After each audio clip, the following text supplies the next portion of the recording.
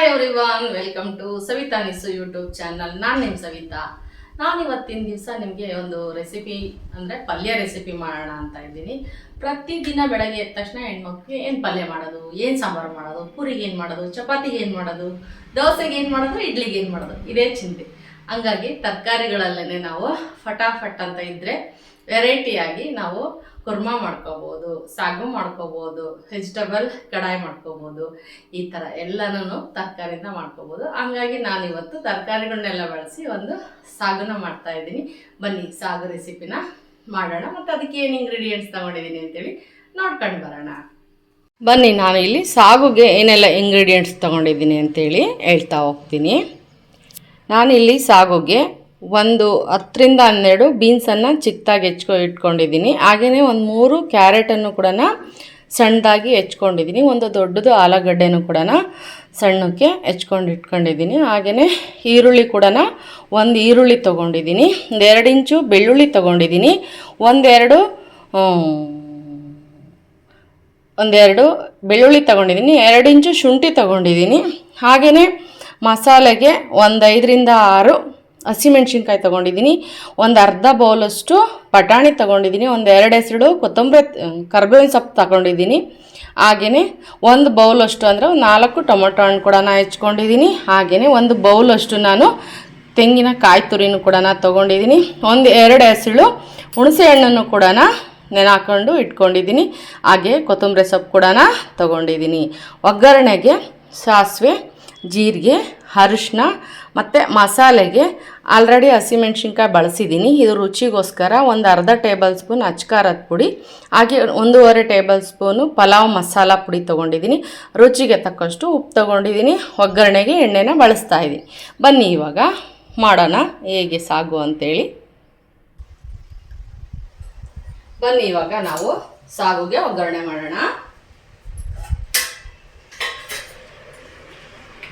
ನಾನಿಲ್ಲಿ ಒಗ್ಗರಣೆಗೆ ಒಂದು 2-3 ಟೇಬಲ್ ಸ್ಪೂನಷ್ಟು ಆಯಿಲನ್ನು ಹಾಕ್ಕೊಳ್ತಾ ಇದ್ದೀನಿ.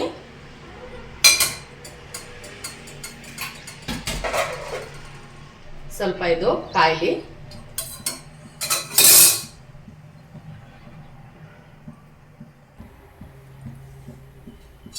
ಬನ್ನಿ ಇವಾಗ ಎಣ್ಣೆ ಕಾಯ್ತಾ ಇದೆ. ಈಗ ಸಾಸಿವೆ ಹಾಕೋಣ. ಹಾಗೆಯೇ ಜೀರಿಗೆನೂ ಕೂಡ ಸೇರ್ಸೋಣ. ಏನು ಕರ್ಬೇವು ಸೊಪ್ಪು ತೊಗೊಂಡಿಲ್ವಲ್ವ ಒಗ್ಗರಣೆಗೆ, ಅದನ್ನು ಕೂಡ ಹಾಕೋಣ. ಹಾಗೆ ಒಂದು ಈರುಳ್ಳಿ ಕೂಡ ಹಾಕ್ತಾ ಇದ್ದೀನಿ ಫಸ್ಟು.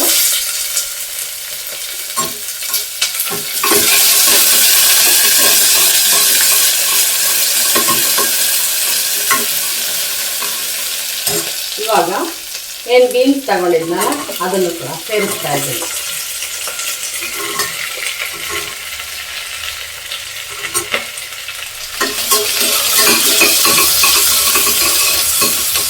ಒಟ್ಟಿಗೆ ಕ್ಯಾರೆಟು ಮತ್ತು ಆಲೂಗಡ್ಡೆ ಅದನ್ನು ಅದ್ರ ಜೊತೆಗೆ ಸೇರಿಸಿ, ಬೀನ್ಸು, ಕ್ಯಾರೆಟು ಮತ್ತು ಆಲೂಗಡ್ಡೆ ಇದು 3 ಸ್ವಲ್ಪ ಹೊತ್ತು ಫ್ರೈ ಮಾಡ್ಕೊಳ್ತೀನಿ.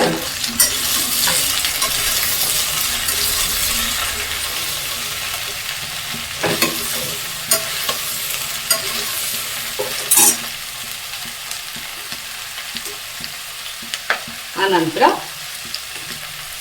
ಬಟಾಣಿ ತಗೊಂಡಿದ್ನಲ್ಲ ಅದನ್ನು ಸೇರಿಸ್ತಾ ಇದ್ದೀನಿ.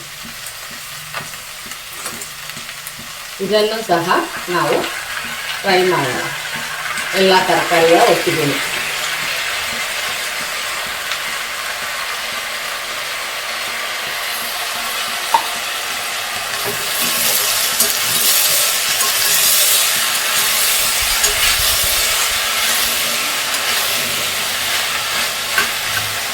ಪ್ರತಿದಿನ ಚಪಾತಿಗೆ, ರೊಟ್ಟಿಗೆ ಎಲ್ಲ ಒಂದು ಗ್ರೇವಿ ಬೇಕಲ್ಲ, ಹಾಗಾಗಿ ದಿನಕ್ಕೊಂದೊಂದು ಗ್ರೇವಿಗೆ ಅವಶ್ಯಕತೆ ಇರೋದ್ರಿಂದ ಈ ಥರ ಮಾಡ್ಕೋಬೇಕು.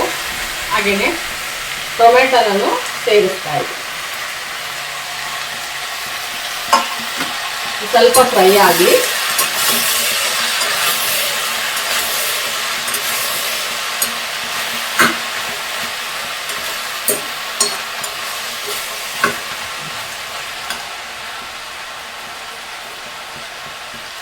ಒಂದು ಗ್ಲಾಸ್ ಅಷ್ಟು ನೀರನ್ನು ಹಾಕಿ ಒಂದು 2 ವಿಜಲನ್ನು ಕೂಗಿಸ್ಕೊಂತೀವಿ.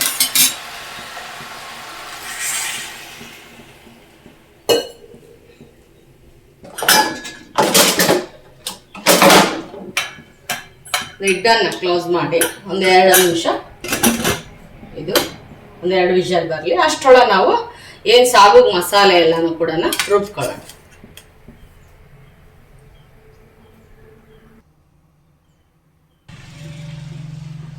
ಇವಾಗ ಬನ್ನಿ, ನಾನು ಸಾಗುಗೆ ಮಸಾಲೆಯನ್ನು ರುಬ್ಕೊತಾ ಇದ್ದೀನಿ. ಕಾಯಿ ತುರಿ ತೊಗೊಂಡಿದ್ವಲ್ಲ, ಒಂದು ಅರ್ಧ ಬೌಲಷ್ಟು ಅದನ್ನು ಇಲ್ಲಿ ಸೇರಿಸ್ತಾ ಇದ್ದೀನಿ.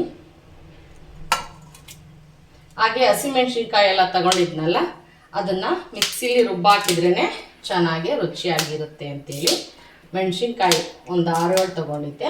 ಅದನ್ನು ಸಹ ಇಲ್ಲಿ ಮಿಕ್ಸಿ ಮಾಡ್ಕೊತಾ ಇದ್ದೀನಿ.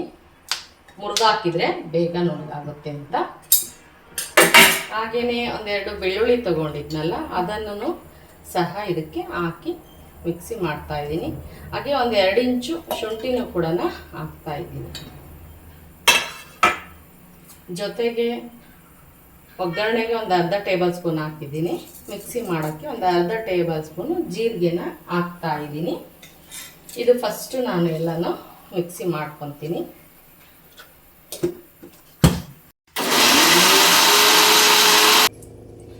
ನೋಡಿ, ನಾನೇನು ಮಸಾಲೆ ತಗೊಂಡಿದ್ನಲ್ಲ ಅದು ಮತ್ತು ಕೊತ್ತಂಬರಿ ಸೊಪ್ಪು ಎಲ್ಲನೂ ಸಹ ನಾನು ಮಿಕ್ಸಿ ಮಾಡ್ಕೊತೀನಿ. ನೋಡಿ, ಈ ಥರ ನುಣ್ಣಗೆ ಪೇಸ್ಟನ್ನು ಮಾಡ್ಕೊಂಡಿದ್ದೀನಿ. ಇವಾಗ ಇದು 2 ವಿಜಲ್ ಆಯಿತು. ಇವಾಗ ಇದನ್ನ ಆಫ್ ಮಾಡ್ಕೊಳ್ಳೋಣ. ಸ್ವಲ್ಪ ತಣ್ಣಗಾಗಲಿ. ಇದಕ್ಕೆ ಇದನ್ನು ಸೇರಿಸೋಣ, ಹುಣಸೆಹಣ್ಣಿನ ಪಲ್ಪನ್ನು. ರುಚಿ ಚೆನ್ನಾಗಿರುತ್ತೆ, ಸ್ವಲ್ಪ ಹುಣಸೆಹಣ್ಣು ಬಿದ್ದರೆ ಅಂತೇಳಿ ಹಾಕ್ತಾ ಇದ್ದೀನಿ. ಇವಾಗ ಬನ್ನಿ, ತಣ್ಣಗಾಗಿದೆ. ತೆಗೆದು ಏನು ಮಸಾಲೆ ಎಲ್ಲ ರುಬ್ಕೊಂಡಿದ್ವಲ್ಲ ಅದನ್ನು ಇದಕ್ಕೆ ಸೇರಿಸೋಣ. ಇದಕ್ಕೆ ಅರಿಶಿನ ಪುಡಿ ಹಾಕೋಣ ಸ್ವಲ್ಪ. ನೋಡಿ, ಈ ಥರ ಎಲ್ಲ ಬೆಂದಿದೆ ಎಲ್ಲ ತರಕಾರಿ ಎಲ್ಲ. ಇವಾಗ ಸ್ಟವನ್ನು ಹಚ್ಕೊಂಡು ಏನು ಮಸಾಲೆ ಎಲ್ಲನ ಈ ಥರ ಪೇಸ್ಟ್ ಮಾಡ್ಕೊಂಡಿದ್ವಿ. ಹುಣಸೆ ರಸ ಹಾಕ್ಕೊಂಡಿದ್ದೀನಿ. ಇದಕ್ಕೆ ಉಪ್ಪು ಎಲ್ಲ ಸೇರಿಸಿದೆ. ಇವಾಗ ಒಂದು ಸರ್ತಿ ಇದಕ್ಕೆ ಹಾಕಿ ಚೆನ್ನಾಗಿ ಕುದಿಸಿದ್ರೆ ಪಲ್ಯ ಮುಗಿಯುತ್ತೆ. ದೋಸೆಗೆ, ಅಕ್ಕಿ ರೊಟ್ಟಿಗೆ, ಚಪಾತಿಗೆ ತುಂಬಾ ಚೆನ್ನಾಗಿ ಬರುತ್ತೆ. ಹಾಗೆ ಇಡ್ಲಿಗೂ ಕೂಡ ತೆಳ್ಳಗೆ ಮಾಡಿಕೊಂಡ್ರೆ ಸಾಗು ಪರ್ಫೆಕ್ಟಾಗಿ ಮ್ಯಾಚ್ ಆಗುತ್ತೆ. ಇದು ಒಂದು ಸಾರಿ ಕುದಿಸೋಣ. ನಿಮಗೆ ಗ್ರೇವಿ ತೆಳ್ಳಗೆ ಬೇಕಾದರೂ ಮಾಡ್ಕೋಬೋದು, ಗಟ್ಟಿಗೆ ಬೇಕಾದರೂ ಮಾಡ್ಕೋಬೋದು. ಇದು ಆರಿದ್ಮೇಲೆ ಸ್ವಲ್ಪ ತಿಕ್ಕಾಗುತ್ತೆ. ಇನ್ನು ನನಗೆ ತಿಕ್ಕಾಗಿ ಬೇಕು ಅಂದರೆ 1-2 ಕಡಲೆ ಶೇಂಗಾನು ಕೂಡ ನಾನು ಯೂಸ್ ಮಾಡ್ಬೋದು. ನಾನಿಲ್ಲಿ ಯಾವುದೇ ಥರದ ಕಡಲೆ ಶೇಂಗಾ ಹಾಕಿಲ್ಲ. ಇದು ಆರಿದ್ಮೇಲೆ ಚೆನ್ನಾಗಾಗುತ್ತೆ. ಸ್ವಲ್ಪ ಗ್ರೇವಿ ತೆಳ್ಳಗಿದ್ರೇ ಚೆನ್ನಾಗಿರುತ್ತೆ ಸಾಗು. ಈ ರೀತಿಯಾಗಿ ನಾನು ಸಾಗುನ ಮಾಡ್ತೀನಿ. ಇದಕ್ಕೆ ಓಪನ್ನಾಗಿ ಲಿಡ್ಡನ್ನು ಕ್ಲೋಸ್ ಮಾಡದೆ ಕುದಿಸ್ಬೇಕು. ರುಚಿ ಹೇಗೆ ಬಂತು ಅಂತಲೂ ಕೂಡ ಹೇಳ್ತೀನಿ. ಇದು ಕುದೀಲಿ ಒಂದ್ಸರಿ. ನೋಡ್ತಾ ಇರ್ಬೋದು ನೀವು, ಈ ಥರ ಕುದ್ದಿದ್ಮೇಲೆ ಇದನ್ನು ಸ್ಟವನ್ನು ಆಫ್ ಮಾಡೋಣ. ಸ್ವಲ್ಪ ಆರಿ ತಣ್ಣಗಾದರೆ ಗ್ರೇವಿ ತಿಕ್ಕಾಗುತ್ತೆ, ತುಂಬಾ ಟೇಸ್ಟಿಯಾಗಿರುತ್ತೆ. ಬನ್ನಿ, ಇವಾಗ ನಾನು ರೊಟ್ಟಿ ಮಾಡ್ಕೊಂಡಿದ್ದೀನಿ ಇದಕ್ಕೆ. ಹಾಗೆಯೇ ಅದರಲ್ಲಿ ಸಾಗುನ ತಿಂದ್ಬಿಟ್ಟು ಟೇಸ್ಟ್ ಹೇಗೆ ಬಂದಿದೆ ಅಂತೇಳಿ ನಾನು ನಿಮಗೆ ಹೇಳ್ತೀನಿ. ಬನ್ನಿ, ಇವಾಗ ಸಾಗು ನೋಡಿ ಎಷ್ಟು ತೆಳ್ಳಗಿತ್ತಲ್ವ ಮಾಡಬೇಕಾದ್ರೆ. ಆರಿದ್ಮೇಲೆ ಎಷ್ಟು ಥಿಕ್ನೆಸ್ ಆಗುತ್ತೆ. ಇದು ಅನ್ನಕ್ಕೂ ಚೆನ್ನಾಗಿರುತ್ತೆ ಗ್ರೇವಿ, ಚಪಾತಿ ಚೆನ್ನಾಗಿರುತ್ತೆ, ದೋಸೆಗೆ ಚೆನ್ನಾಗಿರುತ್ತೆ, ಇಡ್ಲಿಗೆ ಚೆನ್ನಾಗಿರುತ್ತೆ. ಹಾಗೆ ನಾನಿವತ್ತು ಇದರಿಂದ ರೊಟ್ಟಿನ ತಿಂತಾಯಿದ್ದೀನಿ. ಟೇಸ್ಟ್ ಹೇಗೆ ಬಂದಿದೆ ಅಂತೇಳಿ ನಾನು ತಿಂದ್ಬಿಟ್ಟು ನಿಮಗೆ ಟೇಸ್ಟನ್ನು ಹೇಳ್ತೀನಿ.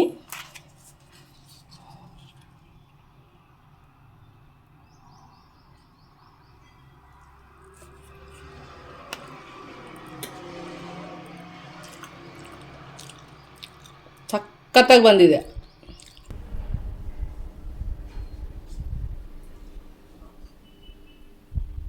ತುಂಬ ಚೆನ್ನಾಗಾಗಿದೆ. ಈ ಥರ ಗ್ರೇವಿಗಳು ಮಾಡ್ಕೊಳ್ಳೋದು ತರಕಾರಿಗಳಿದ್ರೆ ಫಟಾಫಟ್ ಅಂತ ಮಾಡ್ಕೋಬೋದು. ಈ ಸಾಗು 4-5 ಥರ ಊಟಕ್ಕೂ ಕೂಡ ಈ ಗ್ರೇವಿ ತುಂಬಾ ಚೆನ್ನಾಗಿರುತ್ತೆ ಅಂತ ಹೇಳೋದಕ್ಕೆ ಇಷ್ಟಪಡ್ತೀನಿ. ವಿಡಿಯೋ ಇಷ್ಟ ಆಗಿದ್ದರೆ ಒಂದು ಲೈಕ್ ಮಾಡಿ, ಶೇರ್ ಮಾಡಿ, ಕಮೆಂಟ್ ಮಾಡಿ, ಹಾಗೆ ಹೊಸ್ದಾಗಿ ನೋಡ್ತಾ ಇರೋರು ಸಬ್ಸ್ಕ್ರೈಬ್ ಮಾಡ್ಕೊಳ್ಳಿ ಅಂತ ಹೇಳ್ತಾ ನೆಕ್ಸ್ಟ್ ವಿಡಿಯೋದಲ್ಲಿ ನಾನು ನಿಮ್ಮ ಜೊತೆ ಬರ್ತೀನಿ. ಬಾಯ್, ಮತ್ತೆ ಸಿಗೋಣ.